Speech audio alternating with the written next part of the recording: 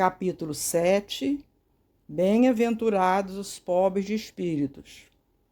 O que se deve entender por pobre de espírito: aquele que se eleva será rebaixado, mistérios ocultos aos doutos e aos prudentes, instruções dos espíritos, o orgulho e a humildade e missão do homem inteligente na terra.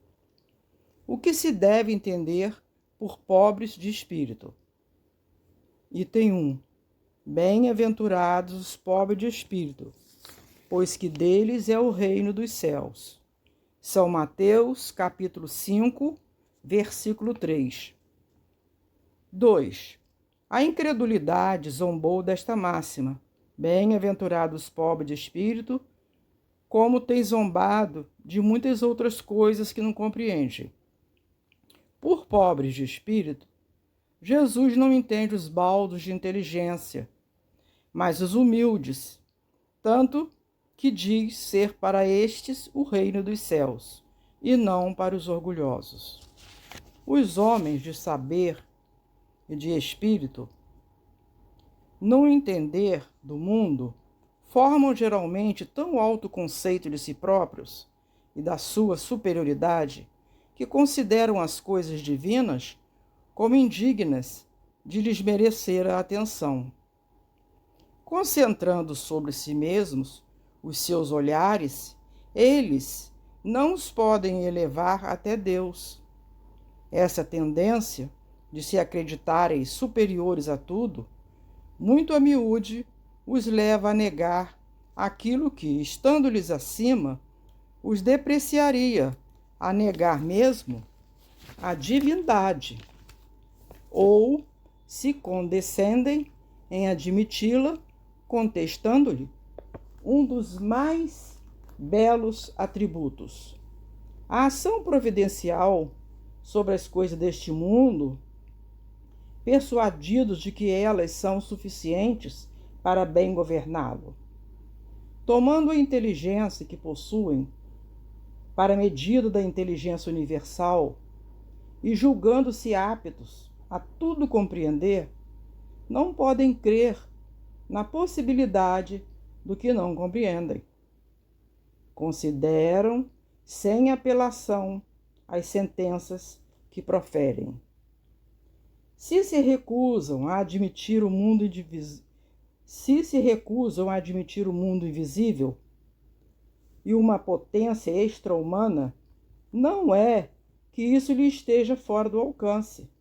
É que o orgulho se lhes revolta a ideia de uma coisa acima da qual não possam colocar-se e que os faria descer do pedestal onde se contemplam. Daí o só terem sorrisos de mofa para tudo que não pertence ao mundo visível e tangível. Eles se atribuem espírito, a saber, em tão grande cópia, que não podem crer em coisas segundo pensam, boas apenas para gente simples, tendo por pobres de espírito os que se tomam a sério. Entretanto, digam o que disserem, forçoso lhes será entrar, como os outros, nesse mundo invisível de que escarnecem, e lá que os homens se lhes abrirão, e eles reconhecerão o erro em que caíram. Deus, porém, que é justo, não pode receber da mesma forma aquele que lhe desconheces. Vou repetir. Deus, porém, que é justo, não pode receber da mesma forma aquele que lhe desconheceu a majestade, e outro que humildemente se lhe submeteu às leis, nem os aquinhoar em partes iguais. Dizendo que o reino dos céus é dos simples, quis Jesus significar que a ninguém é concedida entrada nesse reino, sem a simplicidade de coração e humildade de espírito, que o ignorante, possuidor dessas qualidades, será preferido ao sábio, que mais crê em si do que em Deus. Em todas as circunstâncias, Jesus põe a humildade na categoria das virtudes que aproximam de Deus, e o orgulho entre os vícios que dele afastam a criatura. E isso, por uma razão muito natural, há de ser a humildade um ato de submissão a Deus, ao passo que o orgulho é a revolta contra ele. Mais vale, pois, que o homem, para a felicidade do seu futuro, seja pobre em espírito, conforme o entende o mundo, e rico em qualidades morais. Item 3. Aquele que se eleva será rebaixado. Por essa ocasião, os discípulos se aproximaram de Jesus e lhe perguntaram: quem é o maior no reino dos céus? Quem é o maior no reino dos céus? Jesus, chamando assim um menino, o colocou no meio deles e respondeu: digo-vos em verdade, que se não vos converterdes e tornardes quais crianças, não entrareis no reino dos céus. Aquele, portanto, que se humilhar e se tornar pequeno como esta criança, será o maior no reino dos céus.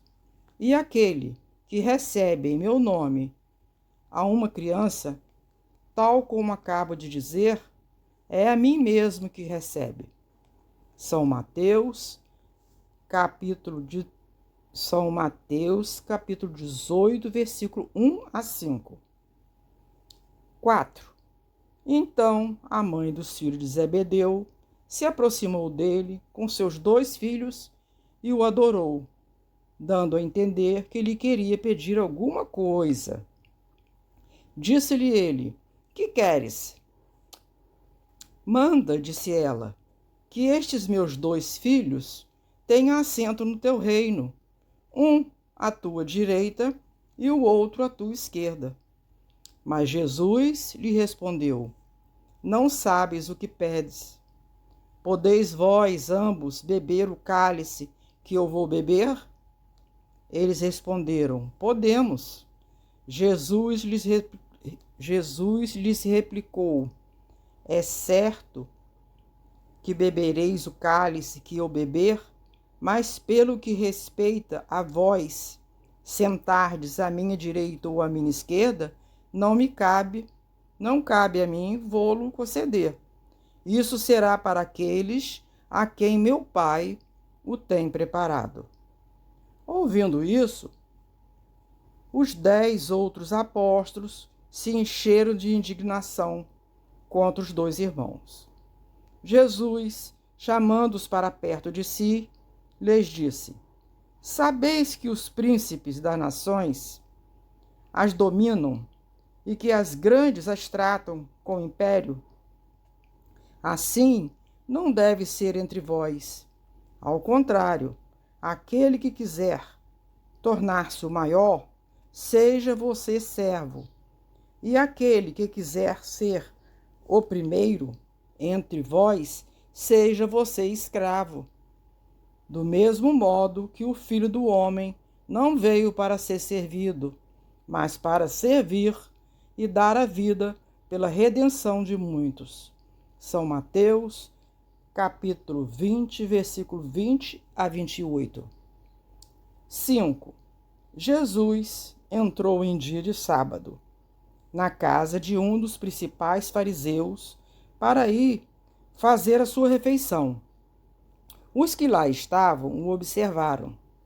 Então, notando que os convidados escolhiam os primeiros lugares, propôs-lhe uma parábola, dizendo: quando fordes convidado para bodas, não tomeis o primeiro lugar, para que não suceda que, havendo entre os convidados uma pessoa mais considerada do que vós, aquele que vos haja convidado venha dizer-vos: dai o vosso lugar a este, e vos vejais constrangidos a ocupar, cheios de vergonha, o último lugar. Quando fordes convidados, ide colocar-vos no último lugar, a fim de que, quando aquele que vos convidou chegar, vos diga: meu amigo, venha mais para cima. Isso então será para vós um motivo de glória diante de todos os que estiverem convosco à mesa. Porquanto todo aquele que se eleva será rebaixado, e todo aquele que se abaixa será elevado. São Lucas, capítulo 14, versículo 1 e 7 a 11.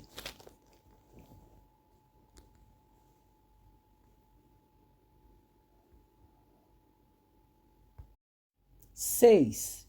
Estas máximas decorrem do princípio de humildade que Jesus não cessa de apresentar como condição essencial da felicidade prometida aos eleitos do Senhor, e que formulou assim: bem-aventurados pobres de espírito, pois que o reino dos céus lhes pertence.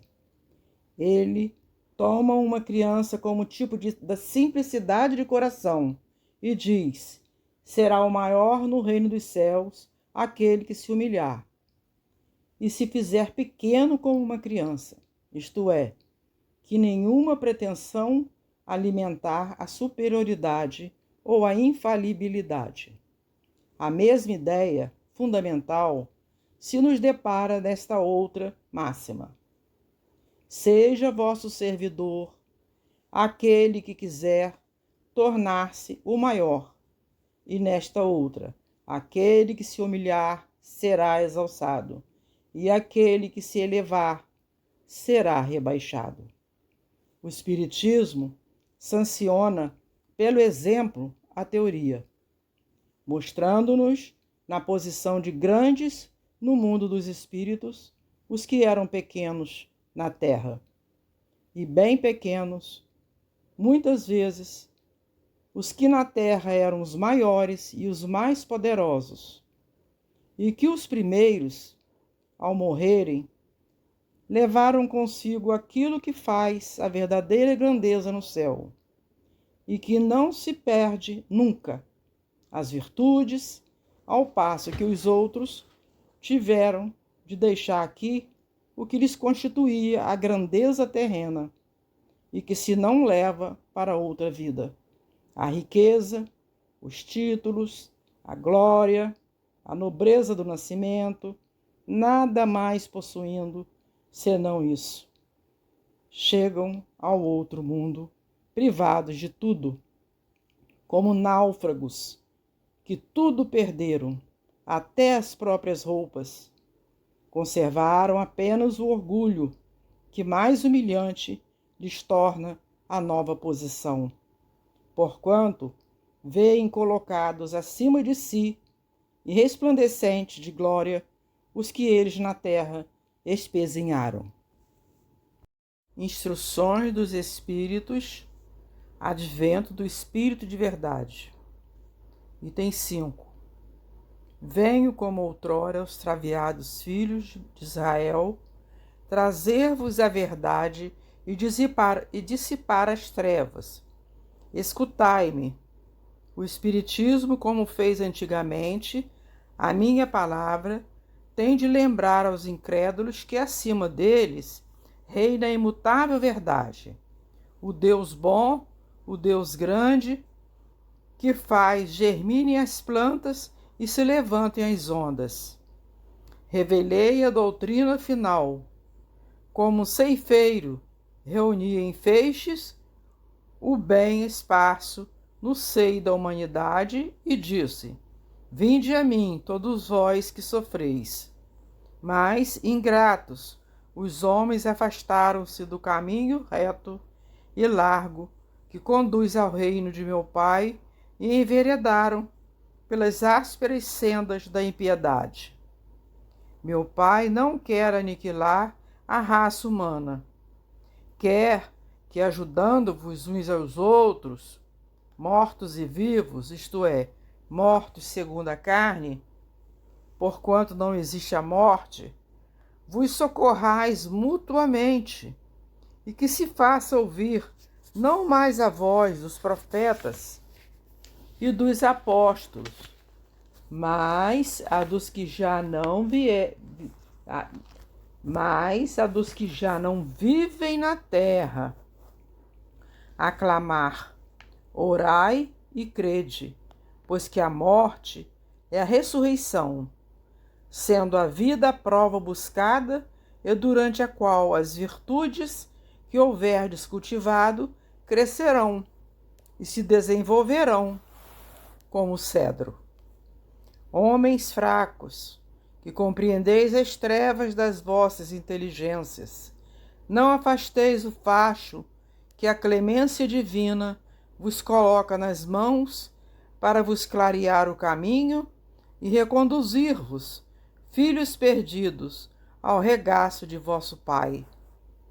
Sinto-me por demais tomado de compaixão pelas vossas misérias, pela vossa fraqueza imensa, para deixar de estender mão socorredora aos infelizes transviados, que vendo o véu, cai nos abismos do erro. Crede, amai, meditai sobre as coisas que vos são reveladas. Não mistureis o joio com a boa semente, as utopias com as verdades. Espíritas, amai-vos, este o primeiro ensinamento. Instruí-vos, este o segundo. No cristianismo, encontram-se todas as verdades. São de origem humana os erros que nele se enraizaram. Eis que do além-túmulo, que julgáveis o nada, vozes vos clamam: irmãos, nada perece. Jesus Cristo é o vencedor do mal. Sede os vencedores da impiedade. O Espírito da Verdade, Paris, 1860. Item 6. Venho instruir e consolar os pobres deserdados. Venho dizer-lhes que elevem a sua resignação ao nível de suas provas, que chorem, porquanto a dor foi sagrada no jardim das oliveiras, mas que esperem, pois que também a eles os anjos consoladores lhes virão enxugar as lágrimas. Obreiros, traçai o vosso sulco, recomeçai no dia seguinte o famoso labor da véspera. O trabalho das vossas mãos vos fornece aos corpos o pão terrestre.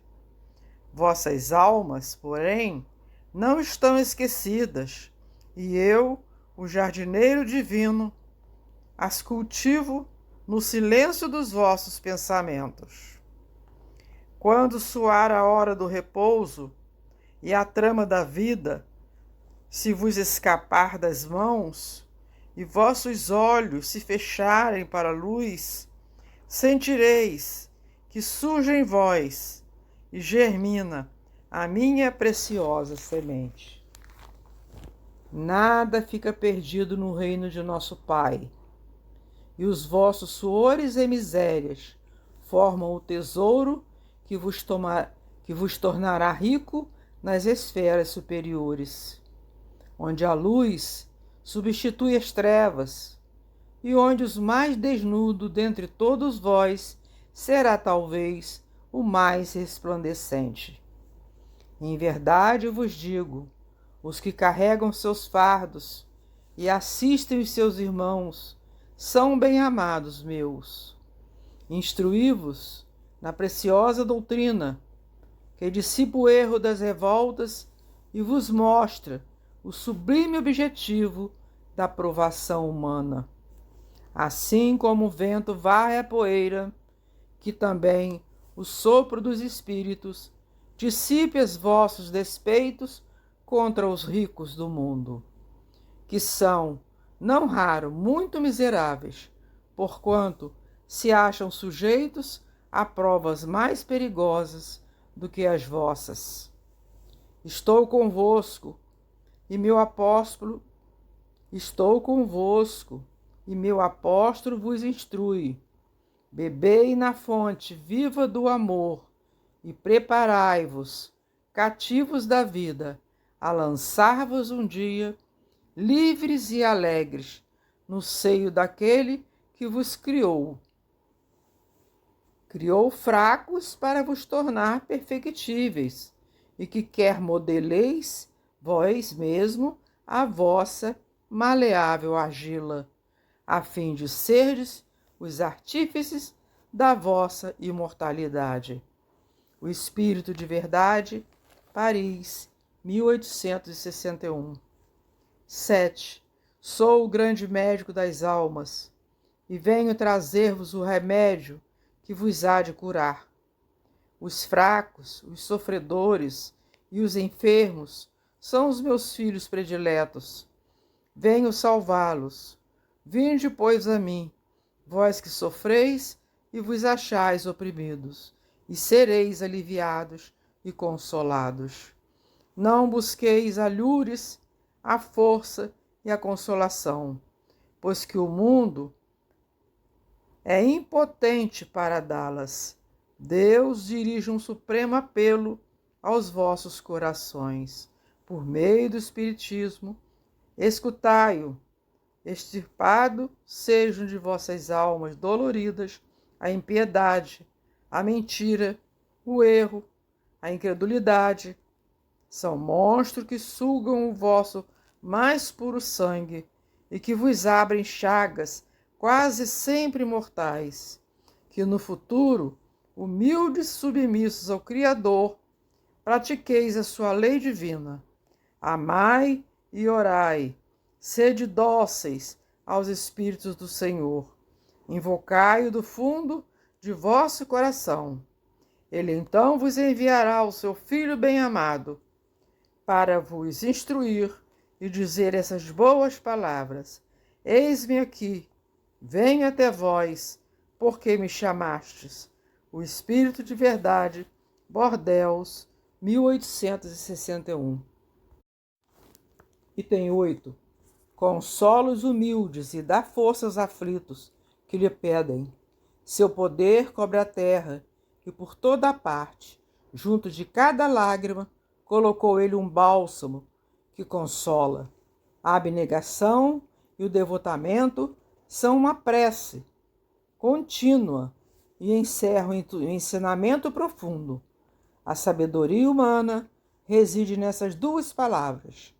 Possam todos os espíritos sofredores compreender essa verdade. Em vez de clamarem contra as suas dores, contra os sofrimentos morais que neste mundo vos cabem em partilha, tomai, pois, por divisa estas duas palavras, devotamento e abnegação, e sereis fortes, porque elas resumem todos os deveres que a caridade e a humildade vos impõem. O sentimento do dever cumprido vos dará repouso ao espírito e resignação. O coração bate então melhor, a alma se asserena e o corpo se forra aos desfalecimentos. Por isso que o corpo tanto menos forte se sente, quando mais profundamente golpeado é o espírito.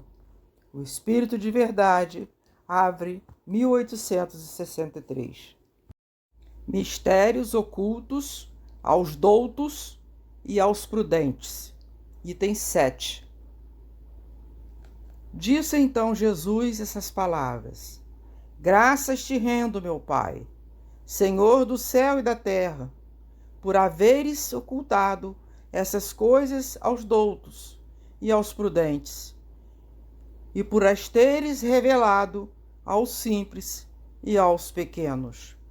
São Mateus, capítulo 11, versículo 25. São Mateus, capítulo 11, versículo 25. Item 8. Pode parecer singular que Jesus renda graças a Deus por haver revelado estas coisas aos simples e aos pequenos, que são os pobres de espírito, e por as ter ocultado aos doutos e aos prudentes, mais aptos, na aparência, a compreendê-las. É que cumpre se entenda que os primeiros são os humildes, são os que se humilham diante de Deus e não se consideram superiores a toda a gente. Os segundos são os orgulhosos, envaidecidos do seu saber mundano, os quais se julgam prudentes, porque negam e tratam a Deus de igual para igual, quando não se recusam a admiti-lo. Porquanto, na antiguidade, douto era sinônimo de sábio. Por isso é que Deus lhes deixa a pesquisa dos segredos da terra e revela os do céu aos simples e aos humildes que diante dele se prostram. Item 9. O mesmo se dá hoje com as grandes verdades que o Espiritismo revelou. Alguns incrédulos se admiram de que os espíritos tão poucos esforços façam para o convencer. A razão está em que estes últimos cuidam preferentemente dos que procuram, de boa fé e com humildade, a luz, do que daqueles que se supõem na posse de toda a luz e imaginam, talvez, que Deus deveria dar-se por muito feliz em atraí-los a si, provando-lhes a sua existência. O poder de Deus se manifesta nas mais pequeninas coisas, como nas maiores. Ele não põe a luz debaixo do alqueire, por isso que a derrama em ondas por toda a parte, de tal sorte que só cegos não veem. A estes não quer Deus abrir à força os olhos, dado que lhes apraz tê-los fechados. Vou repetir. A esses, Deus não quer abrir à força os olhos, dado que lhe apraz tê-los fechados. A vez deles chegará, mas é preciso que antes sintam as angústias das trevas e reconheçam que é a divindade e não um acaso quem lhes fere o orgulho. Para vencer a incredulidade, Deus emprega os meios mais convenientes, conforme os indivíduos.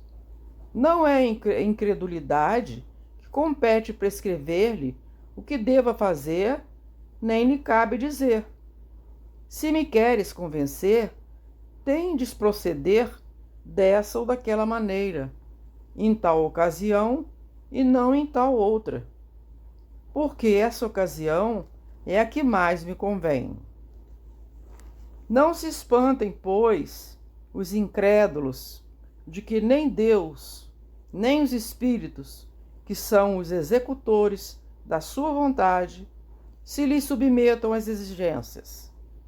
Inquiram de si mesmo o que diriam se o último de seus servidores se lembrasse de lhes prescrever, fosse o que fosse.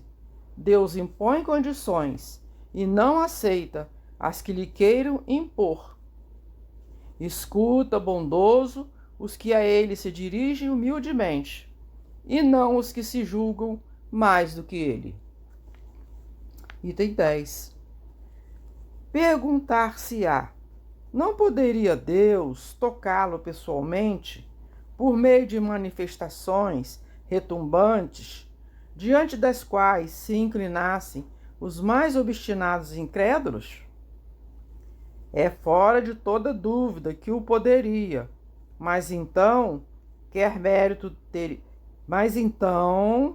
que mérito teriam eles e ao demais, de que serviria? Não se vê em todos os dias criaturas que não cedem nem à evidência, chegando até a dizer: ainda que eu visse, não acreditaria, porque sei que é impossível. Esses se negam, assim, a reconhecer a verdade. É que ainda não trazem maduro o espírito para compreendê-la, nem o coração para senti-la. O orgulho é a catarata que lhes tolda a visão. De que vale apresentar a luz a um cego? Necessário é que antes se lhe destrua a causa do mal. Daí vem que, médico hábil, Deus primeiramente corrige o orgulho. Vou repetir. De que vale apresentar a luz a um cego? Necessário é que antes se lhe destrua a causa do mal. Daí vem que, médico hábil, Deus primeiramente corrige o orgulho. Ele não deixa ao abandono aqueles de seus filhos que se acham perdidos, porquanto sabe que cedo ou tarde os olhos se lhe abrirão. Quer, porém, que isso se dê de modo próprio, quando vencidos pelos tormentos da incredulidade, eles venham de si mesmos lançar-se-lhe aos braços e pedir-lhe perdão, quais filhos pródigos. Instruções dos Espíritos. Item 11. O orgulho e a humildade. Que a paz do Senhor seja convosco, meus queridos amigos. Aqui venho para encorajar-vos a seguir o bom caminho. Aos pobres espíritos que habitaram outrora a terra, conferiu Deus a missão de vos esclarecer. Bendito seja Ele, pela graça que nos concede, a de podermos auxiliar o vosso aperfeiçoamento. Que o Espírito Santo me ilumine e ajude a tomar compreensível a minha palavra, outorgando-me o favor de pô-la ao alcance de todos. Ó vós encarnados, que vos achais em prova e buscais a luz, que a vontade de Deus venha em meu auxílio para fazê-la brilhar aos vossos olhos. A humildade é virtude muito esquecida entre vós. Bem pouco seguidos são os exemplos que dela se vos tem dado. Entretanto, sem humildade, podeis ser caridosos com o vosso próximo? Oh, não, pois que este sentimento nivela os homens, dizendo-lhes que todos são irmãos, que se devem auxiliar mutuamente, e os induz ao bem. Sem a humildade, apenas vos adornais de virtudes que não possuís, como se trouxesseis um vestuário para ocultar as deformidades do vosso corpo. Lembrai-vos daquele que nos salvou. Lembrai-vos da sua humildade, que tão grande o fez, colocando-o acima de todos os profetas. O orgulho é o terrível adversário da humildade. Se o Cristo prometia o reino dos céus aos mais pobres, é porque os grandes da terra imaginam que os títulos e as riquezas são recompensas deferidas aos seus méritos e se consideram de essência mais pura do que a do pobre. Julgam que os títulos e as riquezas lhes são devidos pelos que, quando Deus lhes retira, o acusam de injustiça. Ó irrisão e cegueira! Pois então Deus os distingue pelos corpos. Pois então Deus os distingue pelos corpos. O envoltório do pobre não é o mesmo que o do rico? Terá o Criador feito duas espécies de homens? Tudo o que Deus faz é grande e sábio. Não lhe atribuais nunca as ideias que os vossos cérebros orgulhosos engendram. Ó rico, enquanto dormes sob dourados tetos, ao abrigo do frio, ignoras que jazem sobre a palha milhares de irmãos teus, que valem tanto quanto tu? Não é teu igual ao infeliz que passa fome? Ao ouvires isso, bem o sei, revolta-se o teu orgulho. Concordarás em dar-lhe uma esmola, mas em lhe apertar fraternalmente a mão, nunca. Pois que dirás, eu de sangue nobre, grande da terra, igual a este miserável, coberto de andrajos? Vã utopia de pseudofilósofos. Se fôssemos iguais, por que o teria Deus colocado tão baixo e a mim tão alto? É exato que as diferenças haverá entre vós? A nobreza do sangue, dirás, a química, porém, ainda nenhuma diferença descobriu entre o sangue de um grão-senhor e de um plebeu, entre o do senhor e o do escravo. Quem te garante que também tu já não tenhas sido miserável e desgraçado como ele?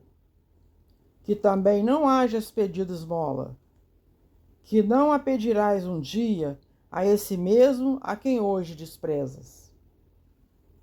São eternas as riquezas? São eternas as riquezas? Não desaparecem quando se extingue o corpo, envoltório perecível do teu espírito? Ah, lança sobre ti um pouco de humildade, põe os olhos, dá lugar ao engrandecimento e ao rebaixamento no outro. Lembra-te de que a morte não te poupará, como a nenhum homem, que os teus títulos não te preservarão do seu golpe, que ela te poderá ferir amanhã, hoje, a qualquer hora. Ela poderá te ferir amanhã, hoje ou a qualquer hora. Se te enterras no teu orgulho, ó, quantos então te lamento, pois bem digno de compaixão serás. Se te enterras no teu orgulho, ó, quanto então te lamento, pois bem digno de compaixão serás. Orgulhosos, que eres antes de serdes nobres e poderosos? Talvez estivesse abaixo do último dos vossos criados. Curvai, portanto, as vossas frontes altaneiras, que Deus pode fazer se abaixem justo no momento em que mais as elevardes. Na balança divina são iguais todos os homens. Só as virtudes os distinguem aos olhos de Deus.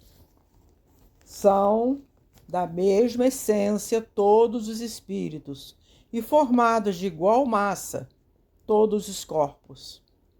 Em nada os modificam os vossos títulos e os vossos nomes. Eles permanecerão no túmulo e de modo nenhum contribuirão para que gozeis da ventura dos eleitos. Estes, na caridade e na humildade, é que tem seus títulos de nobreza.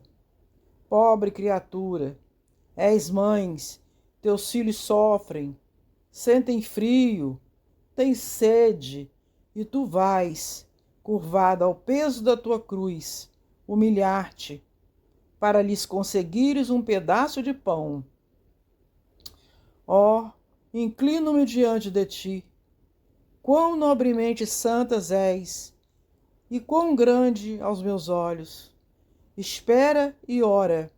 A felicidade ainda não é deste mundo. Aos pobres oprimidos que nele confiam, concede Deus o reino dos céus.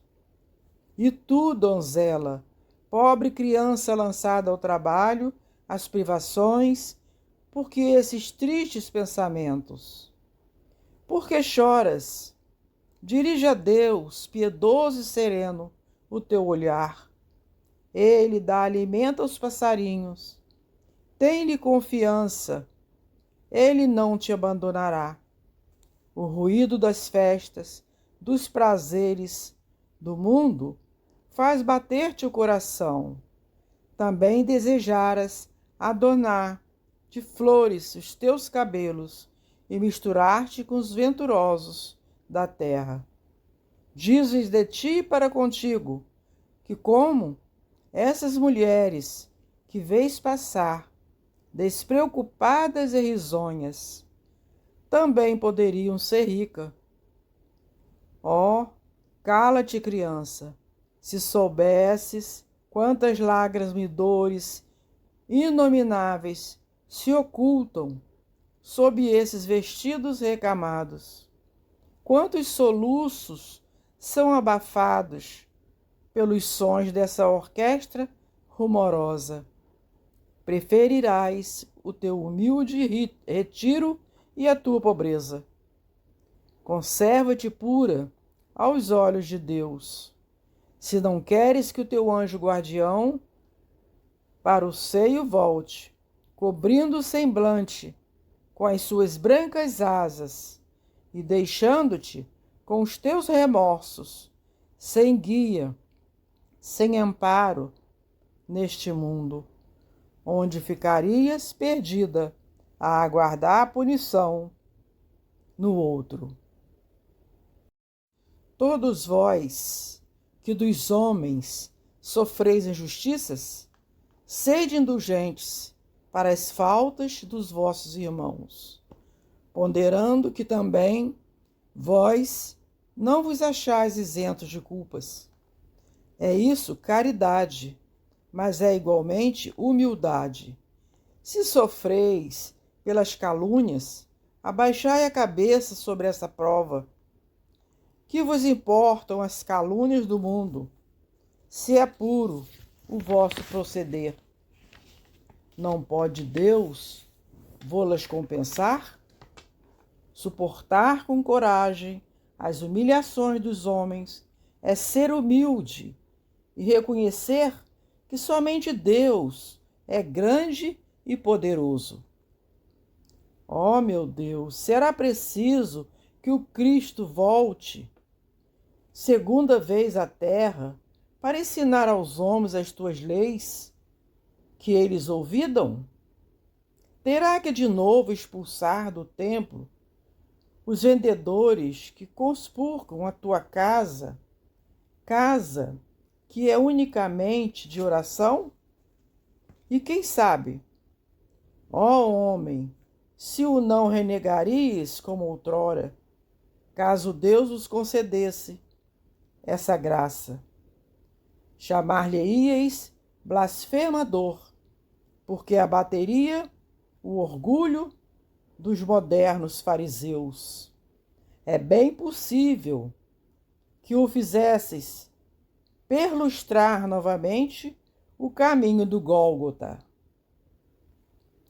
Quando Moisés subiu ao monte Sinai para receber os mandamentos de Deus, o povo de Israel, entregue a si mesmo, abandonou o Deus verdadeiro. Homens e mulheres deram o ouro e as joias que possuíam para que se construísse um ídolo que entraram a adorar. Vós outros homens civilizados, os imitais. O Cristo vos legou a sua doutrina, deu-vos o exemplo de todas as virtudes, e tudo abandonastes, exemplos e preceitos, concorrendo para isso com as vossas paixões. Fizeste um Deus a vosso jeito, segundo uns, terrível e sanguinário, e segundo outros, aliado dos interesses do mundo. O Deus que fabricastes é ainda o bezerro de ouro, que cada um adapta a seus gostos e às suas ideias. Item 12. Homens, por que vos queixais das calamidades que vós mesmos amontoastes sobre as vossas cabeças? Desprezastes a santa e divina moral do Cristo. Não vos espanteis, pois, de que a taça da iniquidade haja transbordado de todos os lados. Generaliza-se o mal-estar. A quem culpar, senão a vós, que incessantemente procurais esmagarmos uns aos outros? Não podeis ser felizes sem multa, não podereis ser felizes sem mútua benevolência. Mas como pode a benevolência coexistir com o orgulho? Como pode a benevolência coexistir com o orgulho? Difícil, né? O orgulho eis a fonte de todos os vossos males. O orgulho eis a fonte de todos os vossos males. Aplicai-vos, portanto, em destruí-lo, se não lhe quiserdes perpetuar as funestas consequências. Um único meio se vos oferece para isso, mas infalível: tomardes para regra invariável do vosso proceder a lei do Cristo, lei que tendes repelido ou falseado em sua interpretação. Por que haveis de ter em maior estima o que brilha e encanta os olhos do que o que toca o coração? Por que fazei do vício, na opulência, objeto das vossas adulações, ao passo que desdenhais do verdadeiro mérito na obscuridade? Apresente-se em qualquer parte um rico debochado, perdido de corpo e alma, e todas as portas se lhe abrem. Todas as atenções são para ele, enquanto ao homem de bem, que vive do seu trabalho, mal se dignam todos de saudá-lo com ar de proteção. Quando a consideração dispensada aos outros se mede pelo ouro que possuem, ou pelo nome de que usam, que interesse podem eles ter em se corrigirem de seus defeitos? Dar-se-ia o inverso, se a opinião geral fustigasse o vício dourado, tanto quanto o vício em andrajos. Mas o orgulho se mostra indulgente para com tudo o que lisonjeia. Século de cupidez e de dinheiro. Dizeis, sem dúvida, mas por que deixastes que as necessidades materiais sobrepujassem o bom senso e a razão? Porque há de cada um querer elevar-se acima de seu irmão? Desse fato sofre hoje a sociedade as consequências. Não esqueçais que tal estado de coisas é sempre sinal certo de decadência moral. Quando o orgulho chega ao extremo, tem-se o indício de queda próxima. Porquanto Deus nunca deixa de castigar os soberbos, se por vezes consente que eles subam, é para eles dar tempo à reflexão e a que se emendem sob os golpes que de quando em quando lhes desfere no orgulho para os advertir. Mas, em lugar de se humilharem, eles se revoltam. Então, cheia a medida, Deus os abate completamente, e tanto mais horrível lhes é a queda, quanto mais alto hajam subido. Pobre raça humana, cujo egoísmo corrompeu todas as sendas, toma novamente coragem, apesar de tudo. Em sua misericórdia infinita, Deus te envia poderoso remédio para os teus males, o inesperado socorro à tua miséria. Abre os olhos à luz. Aqui estão as almas dos que já não vivem na terra e que te veem chamar os cumprimentos dos deveres reais. Eles te dirão, com a autoridade da experiência, quantas vaidades e as grandezas da vossa passageira existência são mesquinhas a par da eternidade. Dir-te-ão que lá o maior é aquele que haja sido o mais humilde entre os pequenos deste mundo, que aquele que mais amou os seus irmãos será também o mais amado no céu, que os poderosos da terra, se abusaram da sua autoridade, ver-se-ão reduzidos a obedecer aos seus servos, que finalmente a humildade e a caridade, irmãs que andam sempre de mãos dadas, são os meios mais eficazes de se obter graça diante do Eterno. Adolfo, bispo de Argel, Marmande, 1862. Item 13. Missão do homem inteligente na terra.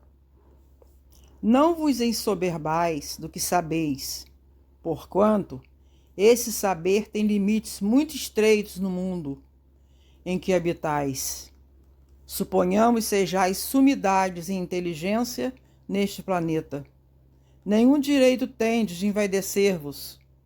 Se Deus, em seus desígnios, vos fez nascer num meio onde pudeste desenvolver a vossa inteligência, é que quer a utilizeis para o bem de todos.